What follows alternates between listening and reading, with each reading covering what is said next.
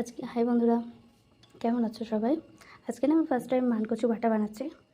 তো এতদিন তো মায়ের হাতে খেয়ে এসেছি, এখন নিজে ইচ্ছা করছে নিজে বানাচ্ছি। তার জন্য লাগবে আমাদের মানকচু, সর্ষে, কাঁচা লঙ্কা, রসুনটা অপশনাল, চাইলে দিতে পারো, না চাইলে না দিতে পারো। আমার ভালো লাগলো তাই আমি দিয়েছি। আর সর্ষের তেল। অ্যাট ফার্স্ট মানকচু কেটে নিই আমরা। কচুগুলো আমার ধোয়া কমপ্লিট। এবার আমি মিক্সিতে এগুলো সব একসাথে আমি পেস্ট করে নেব। ফাইনালি এটা অনেকটা বাটা হয়ে গেছে। এবার এটাকে আমি একটা প্লেটে তুলে আমি গরম গরম সার্ভ করব। এরপর আমি গ্যাসে বসিয়ে দিলাম একটা প্যান, হালকা গরম করব। তার মধ্যে আমি একটু সর্ষের তেল দিলাম হালকা। এরপর এই সর্ষের তেলটা আমি হালকা গরম করে বেটে রাখা কচুটা আমি এর মধ্যে দেব। তার মধ্যে একটু হালকা কালো জিরে দেব যাতে টেস্ট হয়। তারপর আমি কচুটা এখানে ঢেলে দেবো।